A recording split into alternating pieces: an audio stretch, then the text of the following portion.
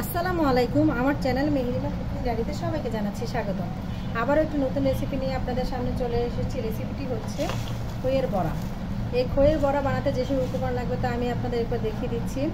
এখানে আমি খই নিয়েছি 2 বাটির মতো, ধনিয়া পাতা কুচি, পেঁয়াজ কুচি, কাঁচামরিচ কুচি, লবণ স্বাদ মতো, আদা বাটা আধা চামচ, রসুন বাটা আধা চামচ, মিক্স মশলা গুঁড়ো আধা চামচ, জিরার গুঁড়ো আধা চামচ, চিলি ফ্লেক্স আধা চামচ, একটা ডিম, চালের গুঁড়ো 3 চামচ, বেসন 2 চামচ। আর এই উপকরণগুলো আমি এখন এই খইয়ের সাথে মিক্সড করে আপনাদের দেখাবো। এই যে আমি খইয়ের মধ্যে সবগুলো উপকরণ দিয়ে মিক্সড করে নিয়েছি। তারপরে আমি এটার মধ্যে যে এরকম করে চেপে চেপে এভাবে বানিয়ে আমি তেলের মধ্যে একে একে ছেড়ে দেব। এই যে খইয়ের বড়াগুলো এক পিঠ হয়ে গেছে, আরেক পিঠ আমি উল্টে দিয়েছি। এই যে বাদামি বর্ণের হয়ে এসেছে।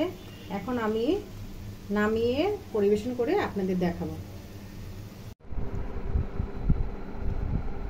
ভাজা হয়ে গেছে খইয়ের বড়া। এটা দেখতে মাশাআল্লাহ সুন্দর হয়েছে, খেতেও বেশ ভালো হয়েছে। আর এটা খুব সহজেই বানানো যায়। বাড়িতে মেহমান আসলে আপনারা মেহমানদারিতে ওইটা বানাতে পারবেন, আর নিজেরাও বানিয়ে খাবেন, অন্যকেও বানিয়ে খাওয়াবেন। আমার এই চ্যানেলের ভিডিওটি যদি ভালো লেগে থাকে অবশ্যই লাইক কমেন্ট শেয়ার করবেন, আমার চ্যানেলটিকে সাবস্ক্রাইব করবেন, আমার পেজটিকে ফলো দিবেন। আল্লাহ হাফেজ।